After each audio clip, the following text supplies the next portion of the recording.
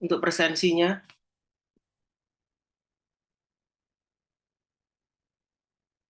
sudah Sampun, diabsensi tadi. sampun, Pak. Ya, yang tidak on cam mungkin lebih baik tidak usah ikut kuliah ya. Jadi walaupun online harus tetap tertib ya. Eh, Tidak hanya sekedar menggugurkan kewajiban untuk ikut kuliah, tapi dapatkan ilmu pengetahuan walaupun mungkin bisa Anda kembangkan di tempat lain ya. Karena nanti akan ketahuan ketika koas, biasanya farmakologi saya sering dapat info diremehkan, mereka begitu koas nanti akan jatuh di situ ya. Oke, saya mulai aja. Assalamualaikum warahmatullahi wabarakatuh. Suara saya sudah cukup terdengar? Sampun, Pak Yudi. Ya, Assalamualaikum warahmatullahi wabarakatuh. Waalaikumsalam warahmatullahi wabarakatuh. Ya, sudah mondok loh ya, kalau ada orang salam ya harusnya dijawab ya. Oke, materi saya tidak banyak ya, hanya dua topik, yaitu untuk farmakologi urinari pria, yaitu kasus tentang disfungsi ereksi yang pertama, dan yang kedua adalah tentang ejakulasi dini. Jadi ini permasalahan pada pria ya, dan jangan dianggap ini sebagai sesuatu hal yang tabu atau porno, tapi kita menguak dari sisi ilmiah, dari sisi pengobatannya ya. Oke, saya masih melihat beberapa tidak on cam, tapi saya sudah capek untuk mengingatkan ya. Jadi saya serahkan ke Anda nanti ketika ujian tidak bisa ya, Anda tanggung sendiri risikonya ya. Mungkin ya karena yang saya keluarkan mungkin tidak hanya dari sisi PPT tapi juga dari penjelasan secara lisan.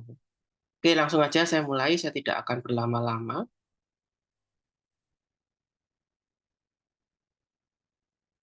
Ya, tentang farmakologi ini ya, tadi sudah saya sampaikan materinya. Bentar. Oke, ya jadi walaupun saya off cam, tapi saya akan memonitor siapa-siapa nanti yang ini. Kalau ada pertanyaan nanti silakan dijawab ya. Oke, ini kasus yang pertama DE ya, atau disfungsi ereksi. Kalau Inggrisnya adalah erection dysfunction ya. Jadi ini didefinisikan secara umum yaitu adanya suatu ketidakmampuan sedikitnya selama 6 bulan ya untuk mencapai dan mengendalikan penis itu ereksi secara cukup ya, terkait dengan performa seksualnya. Dan ini adalah suatu kondisi yang common ya, yang umum ya, dan dari beberapa studi memprediksi nanti ke depan prevalensi dari disfungsi ereksi ini akan meningkat ya, atau lebih tinggi ya. Dan ini diperkirakan kasus ED ini mempengaruhi lebih dari 150 juta pria di dunia, dan jumlah ini akan mencapai ya 3.022 juta ya pada tahun 2025, yaitu saat ini. Dan ini kejadian ini 30 juta terjadi pada pria di Amerika sendiri ya. Nah, ini faktor penyebab dari ED ya, erection dysfunction, bisa karena faktor penyakit vaskuler ya, diabetes, kemudian pengobatan ya, kemudian neurologi, endokrin problem dan yang lainnya ya, nanti kita lihat. Ya, eh, neurogenik ya. Jadi yang penyebab umumnya misalnya stroke, Alzheimer disease ya, diabetic neuropathy. Dan ini patofisnya biasanya adanya kegagalan ya untuk menginisiasi dari pelepasan NO ya. Kita tahu NO ini fungsinya pembuluh darah untuk apa ya? Ada yang tahu nggak? ISRA coba. Ya, hadir, Pak. Kok kamu nggak ada foto, apa nggak ada orangnya? Agak Nah, sedikit baru error. ada. Nah, gimana? Apa sih perannya NO pada vaskuler? Kepanjangannya dulu wis NO itu apa?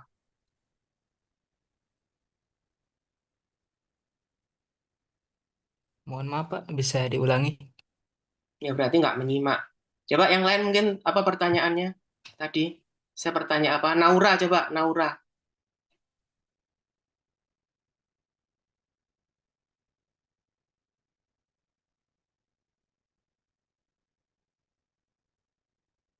Nggak menyimak juga. Ya, pantas kalau nilainya jelek-jelek itu wajar ya. Karena seperti itu apa effortnya. Tadi pertanyaan saya apa coba? Ada yang dengarkan siapa tadi? Izin menjawab, Pak. Ya, Mungkin singkatan dari NO itu nitric oxide. oke, betul.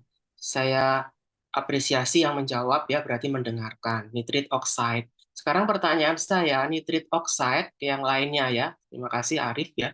Eh, perannya di pembuluh darah bagaimana? Nitrit oxide itu.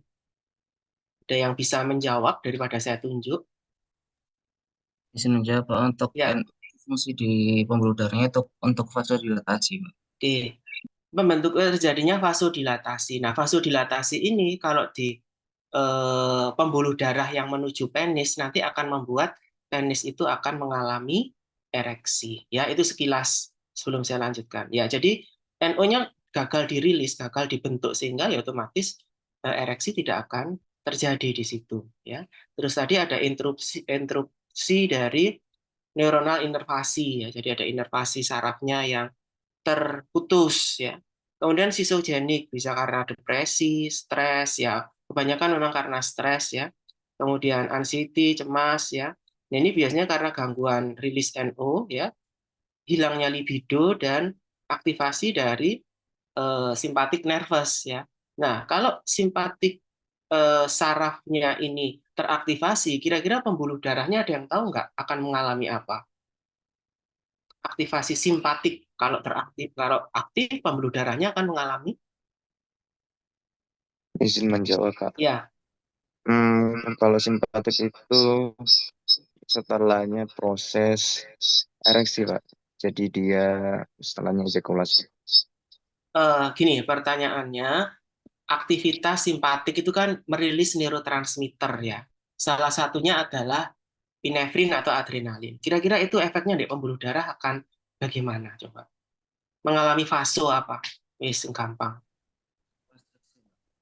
Vasokonstriksi. ya, vasokonstriksi. Nah, kalau pembuluh darahnya vasokonstriksi yang menuju penis, otomatis penisnya nanti tidak akan bisa apa, mengalami Ereksi. ereksi. Ya, paham ya. Jadi itu di apa dihubungkan ya secara logis. Hormonal, ya defisiensi androgen, diabetes karena defisiensi insulin, hiperprolaktinemi ya. Nah, ini sama ya, libido turun, rilis NO-nya turun ya. Kemudian ada perubahan dari struktur penis yaitu mengalami atrofi biasanya kalau hormon androgennya rendah ya. Kemudian ini ada vaskulogenik eh, arterial dan cavernosal ya. Jadi biasanya karena disebabkan karena hipertensi, hiperlipid, DM, obes. Nah, ini menyebabkan gangguan pembuluh darah yang menuju penis akan mengalami oklusi, buntu ya, alias menyempit oklusi ya, sehingga aliran darah ke penis akan turun ya. Ya ini inadequate arterial inflow. Jadi aliran darah ke eh, penis eh, turun ya, tidak cukup sehingga kemampuan ereksinya juga akan terganggu ya.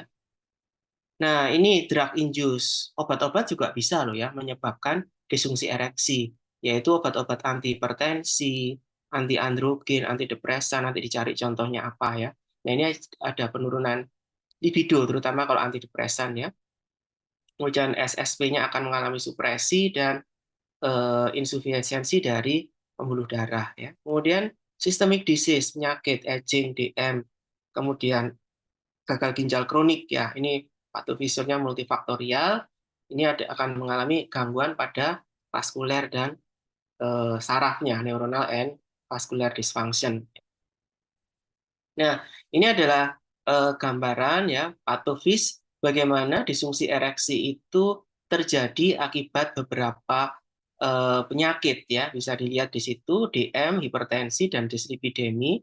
Kita lihat akan menimbulkan atau memicu terjadinya aterosklerosis ya, adanya plak pada ateroma, plak di arteri, kemudian akan terjadi arterial stenosis, kaku ya, pembuluh darah arterinya, sehingga di situ arterialnya mengalami insufisiensi ya, tidak ada kemampuan untuk melakukan vasokonstriksi dan vasodilatasi ya, sehingga di sini akan terjadi penurunan aliran darah ke penis sehingga ada DE itu tadi ya. Nah, ini juga bisa menyebabkan endotelnya akan mengalami gangguan. Endotel itu selapis sel ya yang ada di pembuluh darah, di mana dia akan salah satunya berperan untuk merilis NO. Nah, kalau endotelnya sendiri rusak, maka NO tidak bisa diproduksi. Ada gangguan terutama di sisi vasodilatasinya sehingga sama ya, arterial insufisiensi, blood flow ke penisnya turun sehingga terjadi disfungsi ereksi ya. Nah, ini bagaimana NO nitrit oxide tadi mekanismenya sampai dia menimbulkan ereksi ya. Kita lihat di sini seorang ya yang akan membayangkan sesuatu, penglihatan, pendengaran yang merangsang libido ya. Ini dia akan mengaktifkan NAC ini sehingga terjadi rilis NO di situ di pembuluh darah di area penis ya terutama. Nah, di situ NO ini akan mengubah GTP menjadi mengaktifkan guanilat siklase, suatu enzim ya, NO ini akan mengubah GTP menjadi siklik GMP. Nah, siklik GMP ini yang menyebabkan aliran darah ke penis akan meningkat ya, sehingga di situ terjadi ereksi. Ereksi akan berlangsung lama, tetap bertahan selama siklik GMP ini bisa dipertahankan ya, si GMP ini. Nah, siklik GMP suatu ketika juga akan mengalami degradasi ya dengan adanya enzim fosfodiesterase 5, PDE5 sehingga siklik GMP menjadi GTP. Nah, selanjutnya terjadilah flasid ya. Flasid ini berarti ereksinya sudah berhenti ya. Nah, karena kalau ereksi terus juga bahaya, nanti pembuluh darahnya rusak, terjadi iskemik dan sebagainya ya. Nah, NANC tadi yang saya jelaskan adalah aerosol stimulate endo release dari NAC neuron ini ya. Oke ya, paham ya, ini gambaran singkatnya, harus paham nanti. Nah, ini gambar berikutnya adalah peran dari penyakit kardiovaskuler.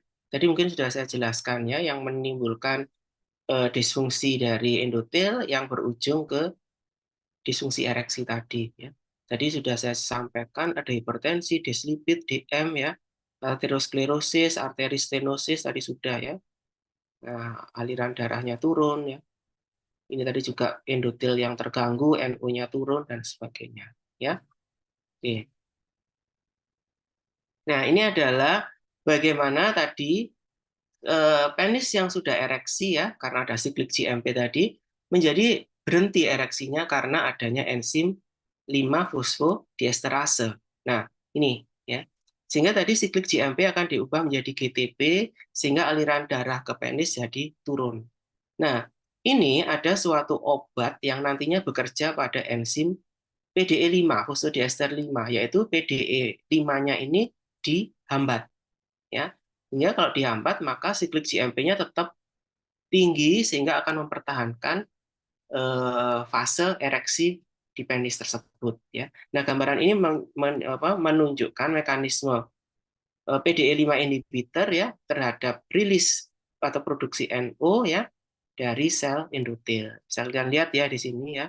Tadi sudah saya sampaikan bahwa ini agonis dari siklik reseptor ya, guanilat siklase mengaktifkan GTP ya tadi menjadi siklik GMP.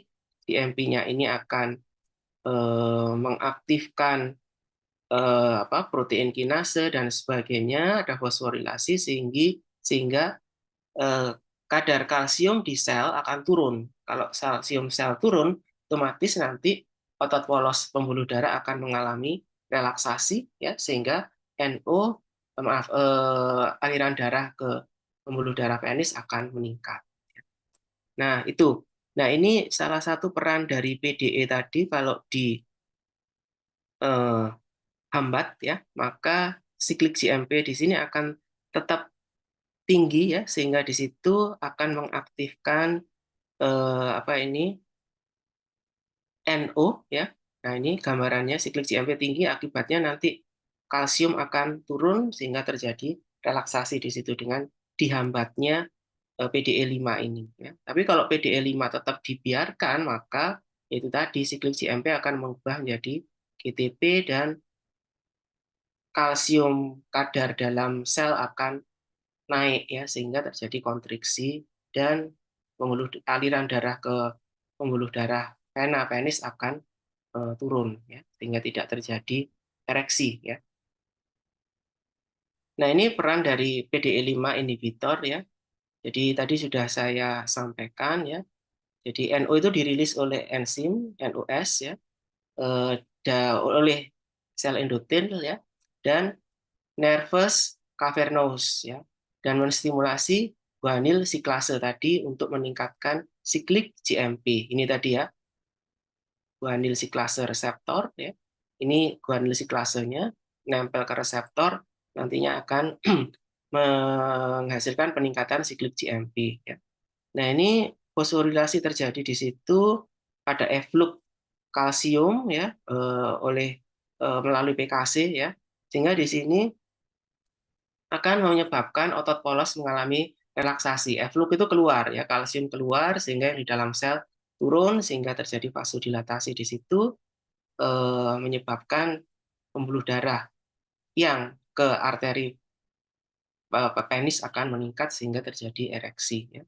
Nah, PDE5 ini akan menurunkan pemecahan siklik GMP, ya, sehingga di sini akan menyebabkan memanjangnya kadar siklik GMP, dan ini penting untuk proses ereksi, ya. Nah, ini ada beberapa faktor, ya, yang mempengaruhi disfungsi ereksi juga. Salah satunya aging, penuaan, ya. Jadi memang penuaan di situ suatu proses yang alami, ya, sunatullah, ya. Jadi ada selnya mengalami senescence, tua, ya. Kemudian ada stres oksidatif, ada inflamasi di situ. Kita lihat di sini, ya. Vaskuler, pembuluh darah mengalami perubahan, salah satunya endotelnya disfungsi, ya.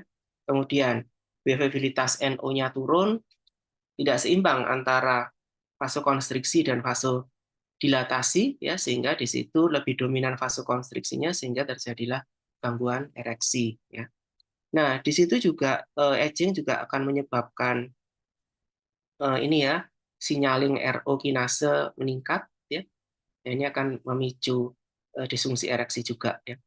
Nah, kemudian di sini perubahan morfologi penis, ya, ya, aging wajar, ya. Jadi ada atrofi segala macam, ya.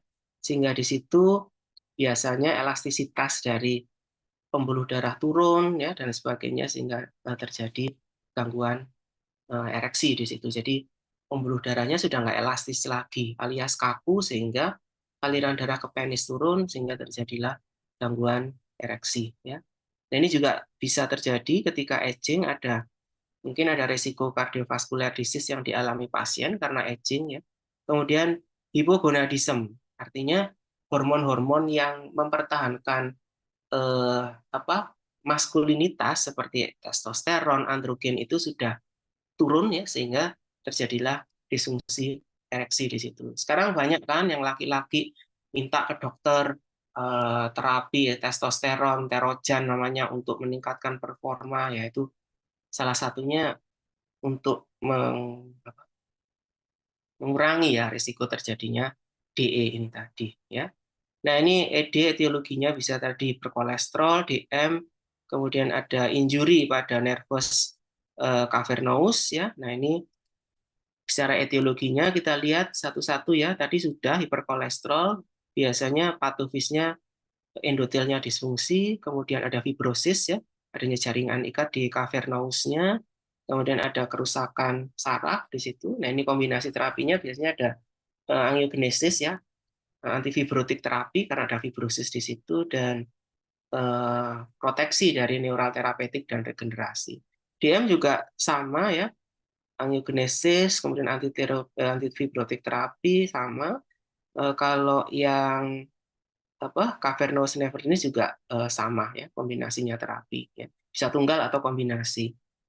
Nah, di sini saya mau menunjukkan bagaimana tadi obat yang namanya fosfodiesterase 5 yang berperan untuk mengubah siklik GMP menjadi GTP tadi harus dihambat supaya siklik GMP-nya tetap tinggi sehingga terjadilah vasodilatasi atau ereksi di situ. Nah, obat yang terkenal nama generiknya sildenafil, nama paten yang terkenal Viagra ya. Jadi dosis 25 sampai 100, tapi bukan berarti kalau dosisnya tinggi efeknya kuat ya. Ada beberapa orang justru dari testimoninya tidak selalu sebenarnya ya. Jadi ya tergantung dari tingkat keparahannya dan mungkin juga faktor berat badan dan seterusnya. Ya, kita lihat di sini ya, NO di sini akan mengaktifkan guanilat siklase ya, tadi akan mengaktifkan siklik GMP ya, sehingga di situ nanti siklik GMP ini membuat efflux kalsium sehingga kadar kalsium di dalam akan turun ya karena dia banyak keluar. Relaksasi otot polos pembuluh darah di penis ya sehingga meningkatkan aliran darah ke penis, akhirnya terjadi ereksi. Nah, si obat ini ya menghambat PDE5 yang aslinya dia berperan untuk mengubah siklik GMP menjadi GMP sehingga di situ nanti guanilat siklase tidak akan jalan sehingga ereksi akan berhenti atau selesai ya. Nah, tapi di sini dengan obat ini PDE5 tetap dipertahankan ya, dihambat sehingga tadi kita sebut inhibisi dari PDE5 tetap tinggi sehingga di sini siklik GMP akan diubah menjadi GMP ya sehingga guanilat siklase tetap terjadi di situ sehingga ereksi tetap berlangsung ya. Nah, ini cocok hanya untuk orang yang mengalami disfungsi ereksi. Kalau normal ya nggak perlu. Jadi jangan sekali-sekali bermain dengan obat yang tidak diindikasikan. Sebenarnya ini indikasinya hanya untuk disfungsi ereksi. Tapi kalau orang normal sehat nyoba ini dengan maksud untuk supaya lebih tahan lama ya harus hati-hati ya karena beberapa kasus ya akhirnya ereksinya nggak selesai-selesai ya, hampir 6 jam akhirnya harus dibawa ke UGD ya dengan posisi masih seperti itu ya, akhirnya jadi berita ya, jadi kasus di IGD ya. Nah, itu sekedar kasus ya, ini kasus beneran ya, dan sehingga harus waspada ya. Nah, ini beberapa obat ya tadi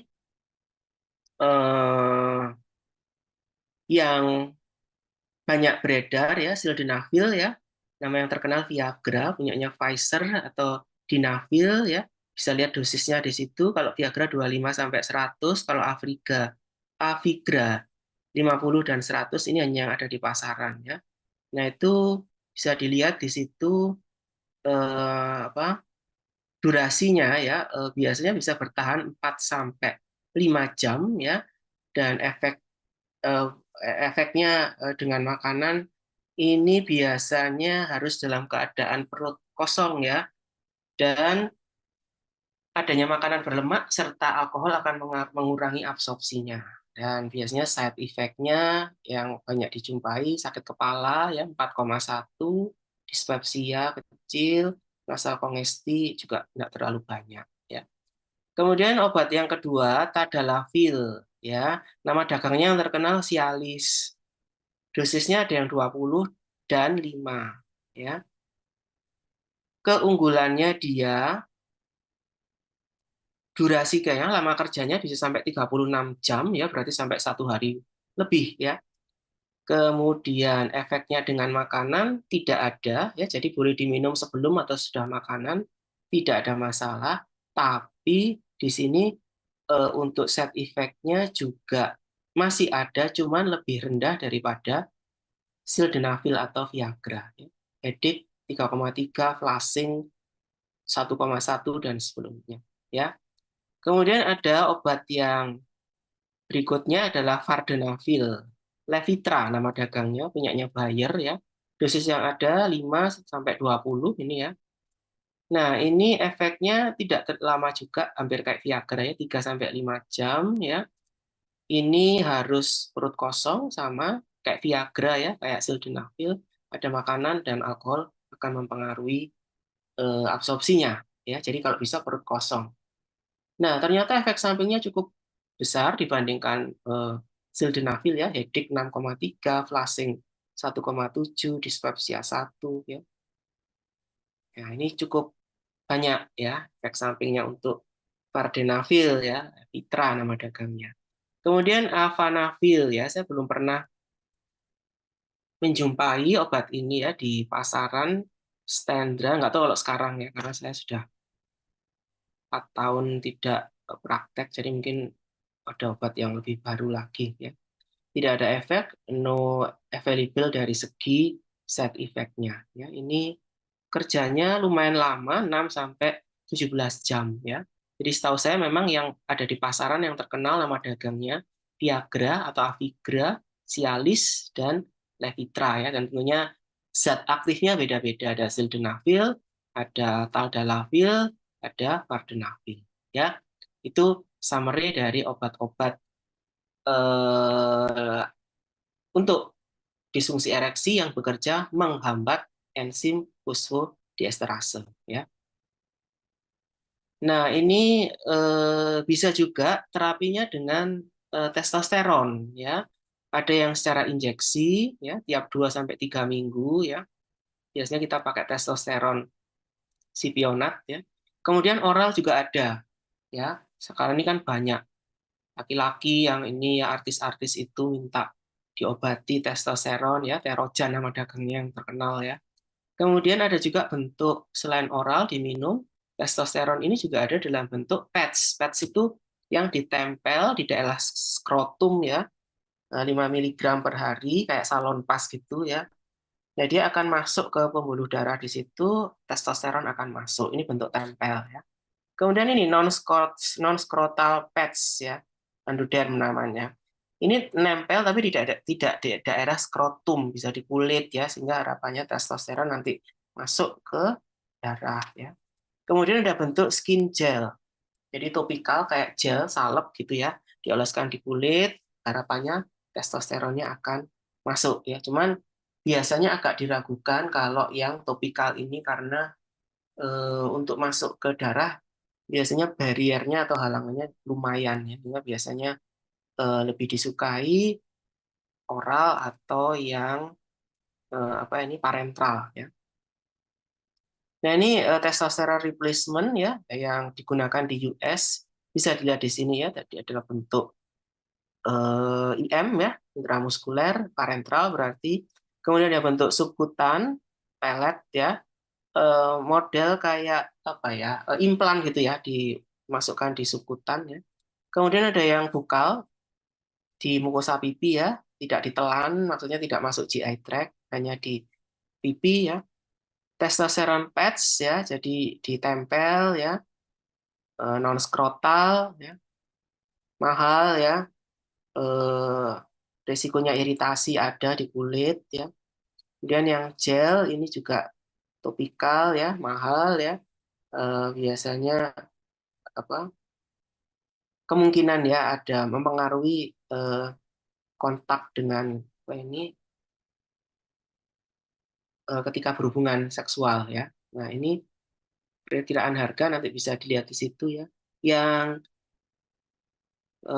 IM nggak terlalu mahal ya, $100 itu ya sekarang ya lumayan ya, berarti berapa 1,6-an ya. Iya, 1,6 lah ya.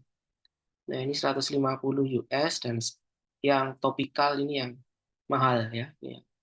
gel atau yang patch dan lokal. Ya. Nah, hati-hati juga, ternyata untuk treatment androgen yang biasanya kita pakai untuk terapi disfungsi ereksi, ini nggak boleh dipakai untuk pasien-pasien ya yang punya riwayat breast cancer. Jadi walaupun laki kan ada yang kena breast cancer, baik itu yang lampau atau yang sekarang. Kemudian polisitemi ya, CA prostat ya. Kemudian apa severe cardiac or coronary insufficiency ini kontraindikasi, nggak boleh ya. Yang relatif yang masih ya diperbolehkan dengan pertimbangan khusus ya, seperti hiperviskositas ya. Ini ya maksudnya hiperviskositas itu darahnya kental ya. Kemudian prostatism ya, lower urinary tract symptom, dan sleep apnea. Ini dipertimbangkan kalau mau masih androgen ya. Oke, itu tadi tentang DE ya. Sekarang saya lanjutkan topik yang kedua adalah tentang prematur ejakulasi ya. Ada yang tahu nggak kira-kira ini apa? Indonesianya apa? Kapan obat ini Ejakulasi, diberikan? Hah? Apa? ejakulasi dini, Pak. Ya, ya terkenal dulu Edi Tansil ya. Dulu Edi Tansil itu orang apa ya kayak koruptor atau apa gitu loh ya. Jadi Edi Tansil itu ejakulasi dini tanpa hasil ya. Itu biasanya kita obati dengan obat-obat untuk ejakulasi prematur ya. Ejakulasi dini. Dini itu prematur ya, bahasa Indonesianya prematur itu dini ya. Nah, nih ya, jadi ada beberapa organisasi WHO, ISSM ya yang mendefinisikan EDI, ejakulasi dini itu ya macam-macam ya. Jadi kalau ISSM ejakulasi dengan dalam beberapa menit ya, about a minutes ya, nggak lama maksudnya. Kemudian ketidakmampuan untuk mempertahankan ejakulasi ya, atau di sini ketidakmampuan untuk penis itu untuk melakukan penetrasi ke vagina ya. Nah, itu menurut ISSM. Tapi kalau WHO ya, ketidakmampuan untuk memperpanjang ejakulasi, ketidakmampuan untuk bercinta ya, loving back ini, terus atau ejakulasi sebelum atau ejakulasinya segera, sesudah atau sebelum intercourse, berarti ya kurang lebih 15 detik ya, dan sebagainya. Itu definisi nanti mungkin bisa dibaca sendiri ya. Nah, saya akan menyampaikan bahwa stimulasi reseptor ya pada penis ya dengan sentuhan atau apa ini akan mengiring sinyal ke sakral cord ya melalui dorsal ya dan pudendal nervus ya. Nah, ini akan mencapai sakral cord ya. Kemudian diteruskan ke regio T10 sampai L5 yang akan memproduksi sinyal eferen ya menuju preganglionic sympathetic nervus ya dan ke simpatik ganglia. Nah, dari simpatik ganglia sinyal kemudian akan diteruskan ke hipogastrik dan nervus pelvic ke pelvic plexus, dan dari sini sinyal akan mencapai ke vas deferens di tiap-tiap sisi menuju ke nervus cavernous ya. Per cavernous itu tadi yang membuat penis tadi mengalami vasodilatasi ya, sehingga aliran darah akan menuju ke penis dan terjadi ereksi tadi ya. Nah, sinyal ini menyebabkan emisi seminal cairan itu ya untuk keluar dari saluran ejakulasi ke prostat uretra ya. Nah, jadi jangan disamakan dengan yang tadi ya, walaupun organnya nervus cavernous, cuman di sini ejakulasi ini adalah proses pengeluaran sperma ya dengan rangsangan-rangsangan tadi yang memang diawali dari ereksi dan seterusnya ya.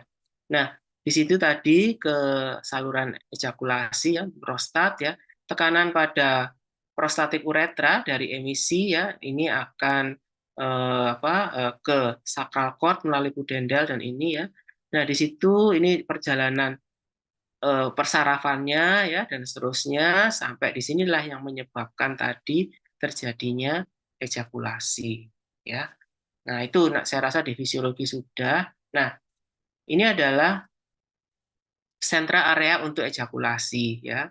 Nah, gambarannya saya rasa sudah paham ya. Jadi ini seminal emisi ya, ejakulasi dan orgasme yang ini diintegrasi ya dengan oleh SSP melalui beberapa struktur ya. Ini MPOA ya. Jadi ini medial preoptic area ya. Ini adalah area-area pusat untuk ejakulasi yang mempengaruhi ya.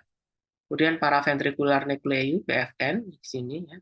Kemudian nukleus para gingai selularis ya, ini di batang otak brainstem ya. Kemudian multiple regulatory neurotransmitter ya, ini neurotransmitternya. Kalau yang atas tadi adalah beberapa bagian dari SSP ya, ada 3 tadi MPOA, PFN dan NPGI.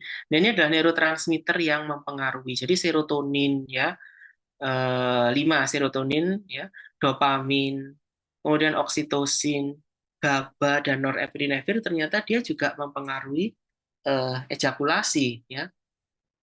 Nah, contoh dopamin ya, dopamin ini yang kalau ke pembuluh darah kan terkenal untuk meningkatkan tekanan darah ya. Kalau oksitosin ya kalau di wanita ya mungkin untuk kontraksi uterus dan sebagainya. Cuman di sini kita melihat dari sisi ejakulasi pada pria ya. Nah, ini kita lihat. Ini kan neurotransmitter tadi ya, serotonin. Kemudian ada obat ya tadi yang kita sebut fosfodiesterase 5 inhibitor yang membuat penis tetap ereksi ya dengan menghambat apa tadi kalsium yang masuk ya, mengeluarkan Ca keluar ya. Kemudian ini ada obat yang bekerja di MPOA, tramadol ya. Tramadol ini analgetik ya memang, cuman dia bisa sedikit mempengaruhi ejakulasi ya, tapi jangan dicoba ya nanti dosisnya nggak akan bisa ya, karena tramadol itu yang dijual di pasaran hanya untuk dosis analgetik ya, jadi tidak akan bisa ya, perlu dosis yang besar ya. Kemudian ini topical anesthetic ya, ini yang biasanya dipakai ya untuk membuat penis itu tetap ereksi sehingga ejakulasinya akan diperlambat atau ejakulasi dininya akan dicegah di situ ya. Ya biasanya ini topical anestesi ini seperti tisu itu ya yang ada di pasaran yang biasanya itu sebetulnya adalah anestetik yang membuat tidak berasa sehingga yang menggunakan terutama pria tidak akan mudah tidak lelah ya gitu. Nah, ini adalah beberapa obat yang kita pakai untuk ejakulasi dini ya. Jadi ini kita gunakan serotonin ya, serotonin SHT tadi ya, yang neurotransmitter yang penting untuk mencegah terjadinya ejakulasi dini ya. Nah, ini ada dapoxetin ya, kemudian clomipramin ya, anafranil ya, fluoxetine ya. Ini adalah serotonin rilis ya, sertralin, tramadol ya. Nah, kebanyakan obat-obat seperti fluoxetine ini adalah antidepresan sebetulnya ya. Jadi dia beberapa dipakai kasus antidepresan ya. Kemudian ternyata dia juga ada efek serotoninnya ini, dan kita lihat tadi ya serotonin ini ya, ini akan membuat performa dari ketika berhubungan maka ejakulasi bisa di ejakulasi dini bisa dicegah ya. Nah, ini tramadol ya 60 89. Nah, ini in addition above addictive respiratory depresi. Ya, resikonya akan mengalami depresi respirasi ya. Kemudian serotonin syndrome ya, konstipasi ya, itu efek samping ya. Jadi tiap obat itu ada efek sampingnya memang. Jadi pertimbangan betul risk and benefit-nya. Sedangkan obat-obat ini yang lebih banyak dipakai untuk antidepresan tadi seperti fluoxetine, ini efek sampingnya mual, diare, headache ya. Penurunan apa ini rangsang seksual ya, decrease sexual desire ya, libidonya turun ya. Nah ini harus dipertimbangkan juga ya. Nah kemudian ada topikal ya, topikal tadi anestesi ya, lidocain ya, EMLA ya, nama dagang ini EMLA ini ya. Kalau di kulit mungkin dipakai untuk anestesi kalau pasien-pasien mau dilakukan perawatan yang agak invasif ya, seperti kalau di kulit ya ketika di roller atau di apa ya, itu untuk kitan ya biasanya, atau pasien anak yang mau diinjeksi biasanya dikasih anestesi untuk mengurangi nyerinya. Ternyata ini bisa dioleskan di penis ya. Ternyata ya ada efek anestesinya yang tadi saya katakan, ada juga dalam bentuk tisu ya tadi ya. Nah itu membuat resiko terjadinya ejakulasi dini bisa dicegah ya. Ini yang topikal terapi, kalau yang atas ini yang oral ya. Nah, ini kita lihat bagaimana peran dari serotonin tadi ya. Nah, ini kita lihat ya, serotonin dikeluarkan ya dari neurotransmitternya tadi ya. Nah, ini sinapsnya ya. Nah, dia ke reseptornya, diterima di situ.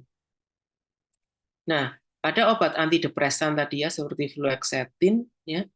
Nah, ini akan menghambat masuknya serotonin ke neurotransmitter sehingga serotoninnya di dalam darah tetap tinggi sehingga ejakulasinya bisa dipertahankan. Artinya tidak segera terjadi ejakulasi ya. Nah, sedangkan normalnya seperti ini. Jadi serotonin ketika keluar ya harusnya dikembalikan lagi ya setelah berinteraksi dengan reseptornya. Kalau nggak dipakai ya dikembalikan lagi sehingga serotonin di sini jadi berkurang sehingga ya itu tadi ada ejakulasi ya. Nah, ketika diberikan obat ini maka serotonin akan dihambat untuk direabsorpsi sehingga serotonin di darah tetap tinggi sehingga mempertahankan untuk tidak segera terjadi ejakulasi ya. Itu peran dari serotonin di sini yang dihambat reabsorpsinya oleh obat-obat antidepresan tadi seperti fluoxetine, anafranil ya, sertralin ya, dan sebagainya termasuk tramadol tadi ya. Nah, ini tadi sudah another drug ya. Ya, seperti tramadol ya diperlukan untuk ini mungkin ILT2 mekanisme aksi tramadol ya. Jadi sedikit tramadol ini akan berikatan dengan reseptor opioid karena memang tramadol itu adalah turunan dari opioid atau narkotik ya. Jadi dia menghambat tapi lemah ya serotonin untuk direabsorpsi atau direuptake di reseptor. Nah, ini sehingga akan menghasilkan analgesia. Ya tadi yang saya ceritakan sebetulnya si tramadol itu lebih ke arah analgetik ya.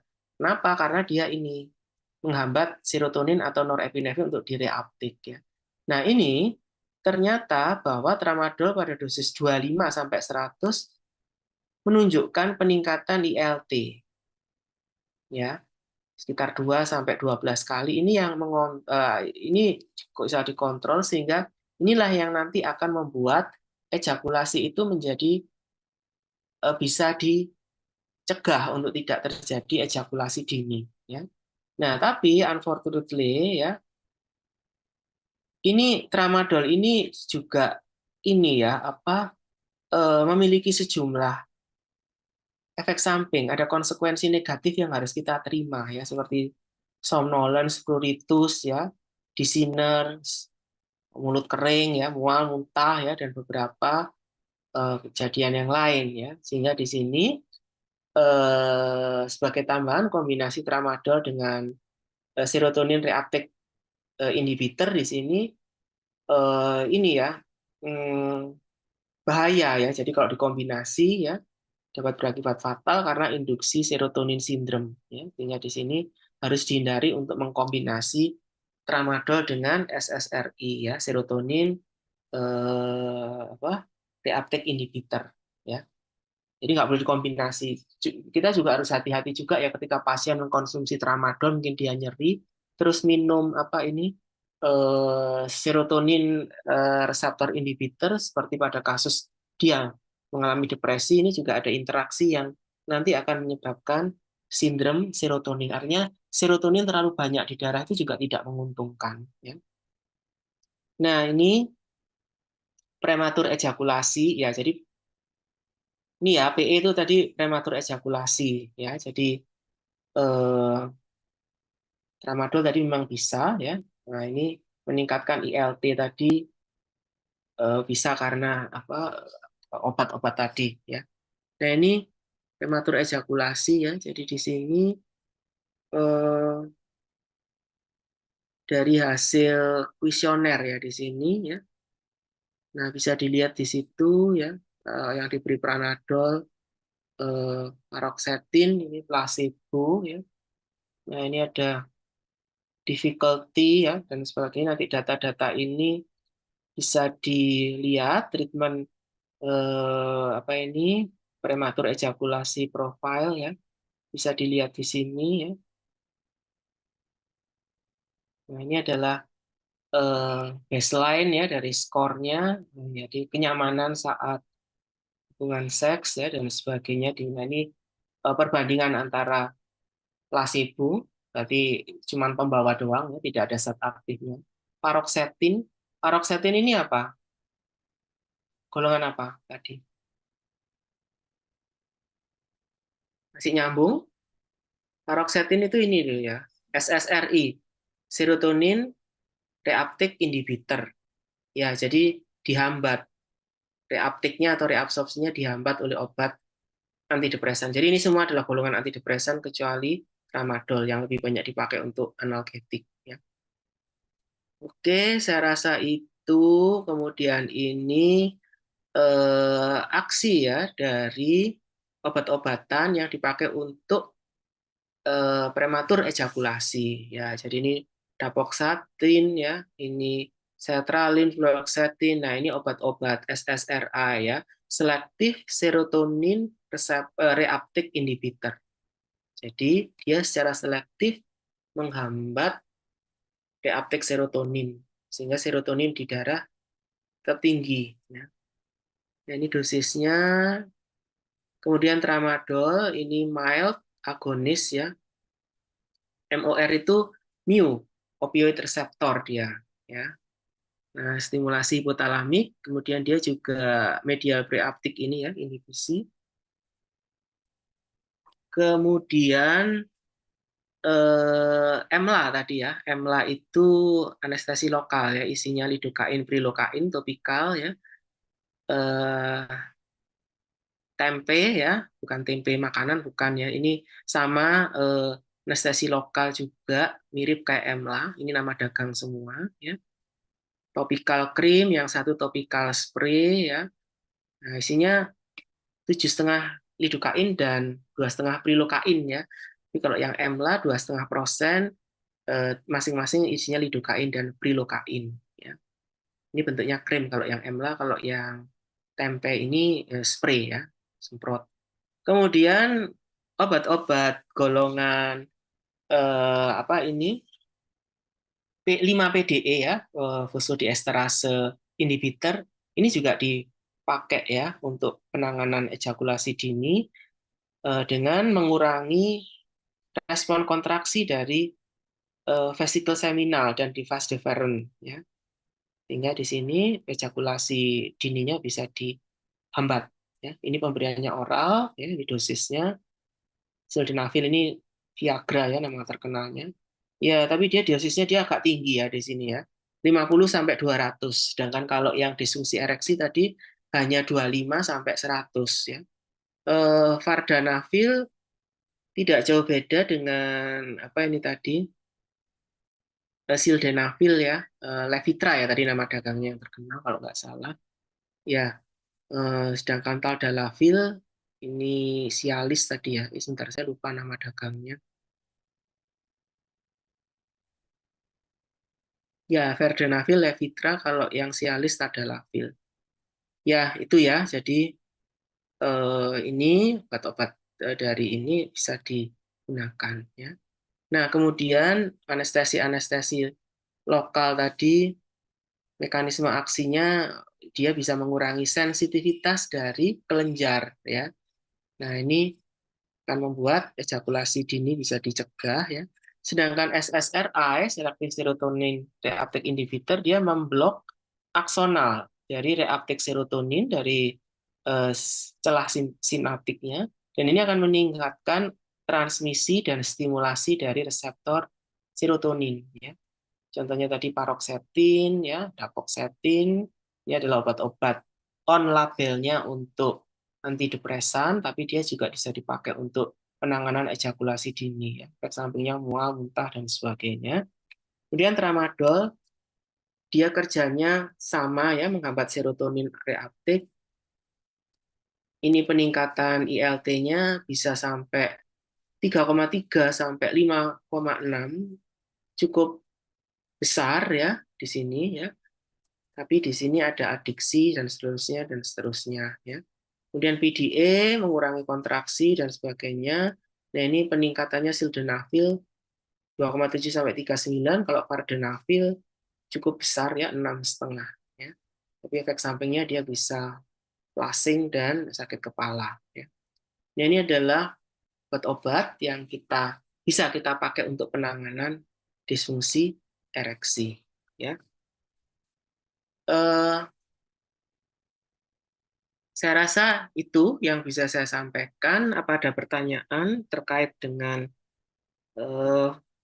farmakologi dan farmakoterapi dari kasus disfungsi ereksi dan prematur ejakulasi atau ejakulasi dini ya. Izin bertanya Pak Yudi. Ya, silahkan. Atas namanya siapa? Baik, perkenalkan nama saya Muhammad Rizky Saputra. Jadi di sini saya bertanya terkait topik pertama, yaitu untuk pertanyaan itu sendiri, apakah obat-obat PD ini memiliki efek samping seperti kecanduan juga Pak? Misalnya pada tahun pertama itu konsumsi satu pilnya masih kuat untuk ereksi, kemudian di tahun-tahun berikutnya malah konsistensi kekuatannya itu berkurang. Mungkin begitu Pak Yudi. Ya, oke. Maksudnya mungkin ke arah toleransi ya. Jadi obat itu memang ada resiko ya untuk mengalami toleransi kalau digunakan secara terus-menerus ya. Jadi yang dimaksud toleransi itu mungkin kemarin dengan dosis 25 sudah cukup menimbulkan efek, tapi karena dipakai terus-menerus ya, nggak pede misalnya ya, akhirnya dengan dosis 25 nggak mempan, harus dinaikkan 50. Risiko itu ada atau nggak? Ada, kalau dia makainya terus-menerus. Satu itu. Yang kedua, juga memang kasusnya dia disfungsi ereksinya menjadi berat, sehingga perlu dosis yang lebih tinggi. Ya, tuh. Jadi kemungkinan ada. Dan mesti saya wanti-wanti juga ya ke lelaki-lelaki yang yang suka menggunakan obat-obat untuk DE ini. Saya selalu mengedukasi ya. Kalau memang masih mampu, tidak ada gangguan, tidak ada indikasi, jangan menggunakan obat ini. Mesti saya gitukan. Kecuali kalau memang sudah nggak mampu, ada indikasi, itu baru boleh. Tapi kalau hanya untuk gaya-gayaan atau untuk supaya terlihat biasanya supaya terlihat oke, maco di depan pasangannya, saya tidak terlalu menyarankan. Ya, gitu. Ya, karena hati-hati loh yang tadi saya katakan, kalau biasanya kan gini, aduh saya ingin lebih oke, dosisnya naikkan sampai 100. Nah, akibatnya ereksi terus, nggak bisa flasid, akibatnya ya kesakitan kan, pembuluh darahnya ini terus terisi darah terus ya kan, akhirnya harus dibawa ke UGD ya dan sebagainya. Itu ya, mudah-mudahan terjawab pertanyaannya. Baik, terima kasih Pak Ya, Yudi. ada lagi pertanyaan? Izin bertanya Pak dari Ya, Ahmad Jubli. silahkan. Semisal ada pasien yang mengalami kedua kasus tersebut, untuk pengobatannya itu ada bersama-sama atau saat didulukan ejakulasinya atau disfungsi ereksinya, Pak? Terima kasih. Ya, pertanyaannya kalau dua-duanya mengalami itu ya, ya harusnya ya dua-duanya. Cuman kan itu tadi pengobatannya kan bisa two in one ya. Jadi kayak disfungsi ereksi kan tadi harus bisa kita obati pakai ini ya PDE5 inhibitor, bisa pakai sildenafil, bisa pakai tadalafil. Nah, ternyata obat itu kan juga bisa dipakai untuk terapi ejakulasi prematur PE. Ya, jadi biasanya sih kalau kita disuruh memilih ya dua-duanya ya, tapi dengan satu obat udah cukup kan tadi. Pakai PDE5 inhibitor. Udah bisa kita pakai. Kalau mau ditambahkan obat-obat yang lain silahkan. Cuman kalau satu macam aja sudah cukup ya ngapain harus dikombinasi, kecuali kalau monoterapinya tidak adekuat ya. Tadi kan disfungsi ereksi bisa pakai PDE5 inhibitor. Coba lagi dilihat di tabel yang PE prematur ejakulasi juga bisa pakai golongan PDE5 tadi. Jadi saya kasih obat satu untuk disfungsi ereksi, bisa kena untuk disfungsi ereksinya, bisa kena untuk terapi ejakulasi dininya. Gitu. Ya. Tapi kalau saya suruh milih yang mana yang harus saya obati, misal obatnya nggak saya pilih PDE5. Kira-kira milih yang mana? Kalau kamu nanti jadi dokter gimana? Ya, disfungsi ereksinya. Kalau disfungsi ereksinya itu tidak terjadi, ya otomatis ejakulasi dini tidak terjadi tuh. Ya kan? Tapi kalau ya kita obati yang urgent dulu yaitu disfungsi ereksinya. Gitu ya. Jadi ejakulasi dininya nanti belakangan. Ya, yang penting bisa ereksi dulu, ejakulasi walaupun dini nanti bisa diinikan ya. Ya dengan 2 in 1 obat yang memiliki efek dua aktivitas itu ya lebih menguntungkan kita kan, nggak usah terlalu banyak obat ya. Itu ya. Oke, cukup? Mungkin sudah cukup Pak Yudi. Ya, oke ya.